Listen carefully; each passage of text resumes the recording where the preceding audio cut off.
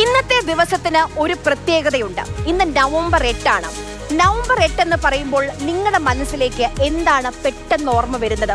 2016 November 8 രാത്രി 8 മണിക്ക് പ്രധാനമന്ത്രി നരേന്ദ്രമോദി നടത്തിയ ആ വാർത്താ സമ്മേളനം ഇന്ന് നിങ്ങളുടെ ഓർമ്മയിലുണ്ടോ? അതെ, കള്ളപ്പണം നിയന്ത്രിക്കാൻ നോട്ട് നിരോധനം നടപ്പാക്കിയ നവംബർ 8. കള്ളപ്പണം, വ്യാജ കറൻസി, അഴിമതി ഇവയ്ക്കെതിരെയുള്ള സർജിക്കൽ സ്ട്രൈക്ക് എന്നാണ് അന്ന് പ്രധാനമന്ത്രി പറഞ്ഞത്. आज मध्यरात्रि यानी 8 नवंबर 2016 की रात्रि को 12 बजे से वर्तमान में जारी 500 रुपए और 1000 रुपए के करेंसी नोट लीगल टेंडर नहीं रहेंगे. ഞാൻ ഇന്ന് എല്ലാ പത്രങ്ങളും എല്ലാ ചാനലുകളും നോക്കി. എവിടെയും നോട്ട് നിരോധനം നിർത്തലാക്കിയതിനെ കുറിച്ച്, അതിന്റെ ഗുണങ്ങളെക്കുറിച്ച് ഒരു വരി പോലും കണ്ടില്ല. എന്തിന് BJP പോലും ഓർക്കുന്നോ എന്ന സംശയമാണ്. എവിടെയും ഈ നോട്ട് നിരോധനത്തിന്റെ 9ാം വാർഷികാഘോഷത്തെക്കുറിച്ചും കണ്ടില്ല.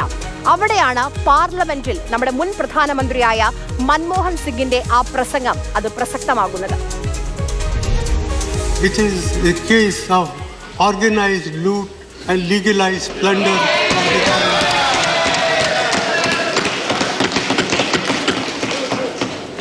I do want to point out is that in the process of demonetization, monumental mismanagement has been undertaken about which today there is no two opinions in the country as a whole. കള്ളപ്പണം ഇല്ലാതാക്കാനാണ് not നിരോധനമെന്ന സർക്കാർ വാദം കണക്കുകൾ വെച്ച് നോക്കിയാൽ തന്നെ പൊളിയും.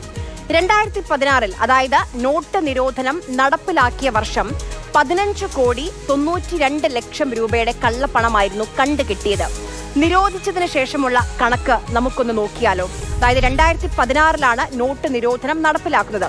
2017 28,10,00,000 രൂപയുടെ കള്ളപ്പണമാണ് കണ്ടുകിട്ടിയത്.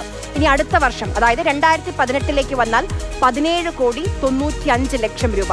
2019 25,39,00,000 രൂപ. 2020 കണക്ക് നോക്കിയാൽ 92,17,00,000 രൂപയുടെ കള്ളപ്പണം 2020 കണ്ടുകെട്ടിയിട്ടുണ്ട്. 2021 39 കോടി രൂപയുടെ കള്ളപ്പണം കണ്ടുകെട്ടിയിട്ടുണ്ട്. അപ്പോൾ കള്ളപ്പണം രാജ്യത്ത് നിന്ന് ഇല്ലാതാക്കുമെന്ന് പറഞ്ഞ ആ പ്രഖ്യാപനം അത് കണക്കുകൾ തന്നെ ശരിവെക്കുന്നില്ല. നോട്ട് നിരോധനം ഡിജിറ്റൽ ഇന്ത്യയിലേക്ക് വഴി തെളിച്ചുവെന്ന കാര്യത്തിൽ ഒരു സംശയവുമില്ല. നോട്ടുകൾക്ക് പകരം ഡിജിറ്റൽ പണമിടപാട് എന്ന ആശയം വ്യാപകമായി ജനങ്ങൾ ഏറ്റെടുത്തു.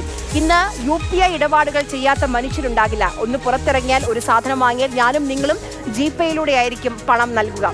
പക്ഷേ രാജ്യത്തെ ഉൾഗ്രാമങ്ങളിലെ കഥ നോക്കുകയാണെങ്കിൽ അവിടേക്ക് ഈ ഡിജിറ്റൽ ഇന്ത്യ എത്രത്തോളം വളർന്നു, അതിന് തീർച്ചയായും സമഗ്രമായൊരു പഠനം ആവശ്യമാണ്.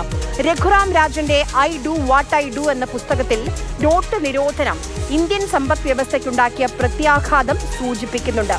ജനം നെട്ടോട്ടമോടിയ ആ ദിവസം നിങ്ങളും ഞാനും മറന്നിട്ടില്ല. 9 വർഷങ്ങൾക്കിപ്പുറം പ്രഖ്യാപിത ലക്ഷ്യം നേടിയിട്ടില്ല എന്ന് മാത്രമല്ല, നമ്മുടെ സമ്പദ് വ്യവസ്ഥ അതിന്റെ പ്രത്യാഘാതങ്ങൾ ഇപ്പോഴും അതിൽ നിലനിൽക്കുന്നുണ്ട്.